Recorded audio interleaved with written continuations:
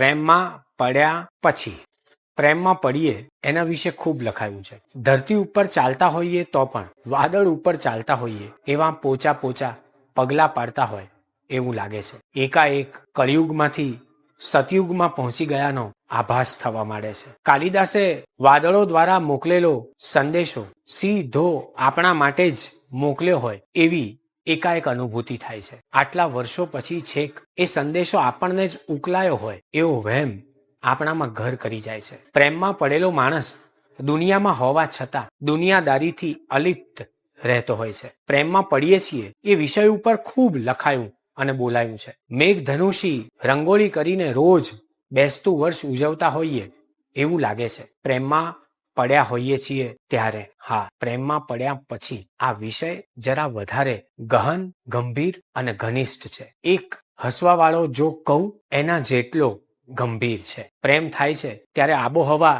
જુદી હોય છે. પ્રેમમાં પડ્યા પછી આબોહવા હવામાન ખાતાના વર્તારા જેવી અનિશ્ચિત રીતે સુનિશ્ચિત હોય છે. રિંગ વાગે એ પહેલા ઉપડતો ફોન 8-10 મિસ કોલ પછી માંડ ઉપડે છે. એમાંય હલોની જગ્યાએ ચલાવી લેવું પડે છે. ત્યાંથી વાતની શરૂઆત થાય છે. ધરતી પર છોડ બરાબર જામી જાય પછી માળી ખાલી પાણી, ખાતર અને ખેડવાની જ મહેનત કરે છે. પછી તો બાંધેલો પગાર જ થઈ જતો હોય છે. પ્રેમમાં પડ્યા પછી આ બાંધેલા પગાર જેવું ગણિત સૌને માફક આવી જાય છે. પહેલા પ્રેમપત્રો લખાતા હતા, પછી બીલી પત્રોનો યુગ આવે છે. ગુલાબી લાગતી હતી મોસમ, હવે મોસમ પોતે પૂનમ ભરે છે. ખૂબી અને ખામી વચ્ચે સરહદો વધતી જાય છે.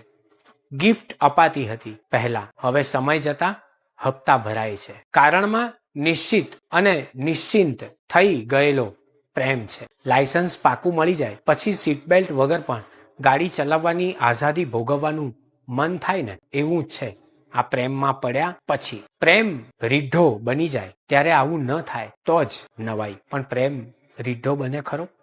પ્રેમમાં પડ્યા પછી પણ પહેલી વારના પ્રેમ જેવું લાગે ત્યાં સુધી જીવન આનંદમય વીતે છે. એક જમાનાનું નેટવર્ક હવે એ જ જગ્યાનું હોમવર્ક બની જાય છે અને બીજી જગ્યાઓ માટે ગ્રાઉન્ડવર્ક બની જાય છે. પહેલા વરસાદ હતો, હવે વર તરફનો સાદ થઈ ગયો હોય છે અને દરેક વરમાં એક અણવર સદાય જીવતો જ હોય છે. પડ્યા પછીનું છોલાઈ જવું થોડુંક જ હોય છે, પણ બેઠો માર ખૂબ વાગે છે. એની અસર થોડાક વર્ષો પછી થતી હોય છે. વળી લાંબા દિવસો સુધી આ અસર ફળે પણ છે.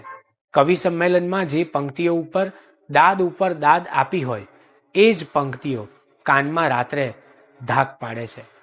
બેઠા મારના ઘણા પ્રકારો હોય છે. પડ્યા પછીનું રિસર્ચ જરા જુદું છે.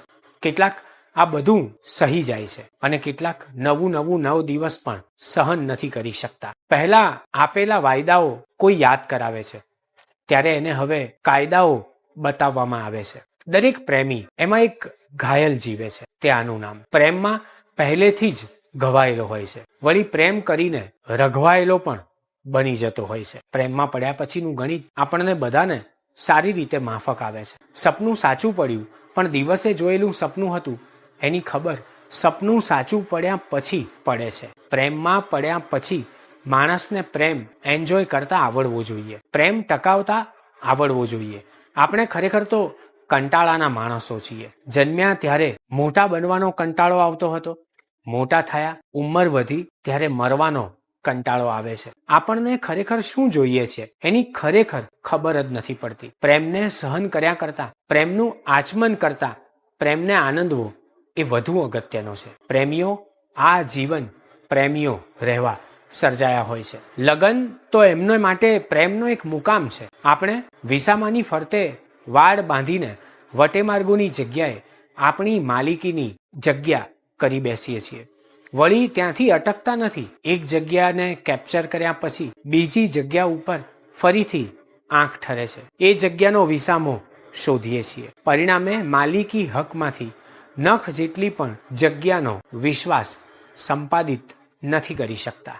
નેટવર્ક પકડાયું હોય પછી બીજું નેટવર્ક પકડીએ ત્યારે આવું થતું જ હોય છે. ફોન ઉપર ક્યારે રૂબરૂ મળીશું એની વાત કરતા રૂબરૂમાં આગામી જીવનની યોજનાઓ ઘડાતી. એકબીજાને જે ગમે છે તે જ સામ સામે વર્તનમાં સિદ્ધ થતું. દુનિયાનું પૂર્ણવિરામ અને અલ્પવિરામ, ત્રિજ્યા અને વ્યાસ પોતે જ લાગતા. એકબીજાને બંને જણા ન મળે તો અકળાઈ જતા. હવે મળીને અકળાઈ જવાનું શરૂ થાય છે. પ્રેમમાં પડ્યા પછી માણસને એવા શેરોની ફાઇલ હાથમાં આવે છે જેમાં શેર લાખો રૂપિયાનો છે, પણ એનું ડીમેટ એકાઉન્ટ ખોલાવવાનું બાકી હોય છે. ઘણા તો ડીમેટ ખોલ્યા વગર જ શેર બજારના સોદાઓ કરતા હોય છે. બેઠો માર લાંબો નથી ચાલતો. દવાઓ ઉપલબ્ધ છે. આપણે દવાનો પણ વાદ લેવામાં રહી જઈએ છીએ. પ્રેમમાં હોઈએ અને પ્રેમમાં પડીએ એ બંનેમાં એક વચન અને દ્વિવચન જેટલો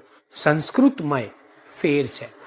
પ્રેમમાં પડ્યા પછી બહુવચન જ હોય છે. વચન બહુવચન બની જતા હોય છે. વચન અને પ્રવચન સાંભળવાના કે સંભળાવવાના હોય છે. પાળવા માટે તો પ્રાણીઓનું સ્થાન પ્રેમે ક્યારનું એ લઈ લીધું હોય છે. પ્રેમ પાળેલો થાય, એની સાથે પંપાળેલો થાય ત્યારે ઓર જામે છે. બાકી તો તમે કહો તે સાચું વાલમ. ભાષાને પ્રેમ કરો છો એટલે અંકિત ત્રિવેદીને સાંભળો છો. મેં અનુભવ્યું છે કે જેમણે મને સબસ્ક્રાઇબ નથી કર્યો એવા લોકો મને વધારે સાંભળે છે. એમને વિનંતી કે આપણી ભાષા માટે આપણે બીજું કંઈ ન કરીએ તો એટલીસ્ટ સબસ્ક્રાઇબ તો કરીએ, અને સબસ્ક્રાઇબ ન કરીએ તો પણ લાઇકનું બટન તો દબાવીએ. ટેરવાઓ માત્ર આપણી આંખો સામે જ જડ બની જાય એ પહેલા એને કુંપળ ફૂટે એવી વ્યવસ્થા ધબકારાએ જ કરવાની હોય છે.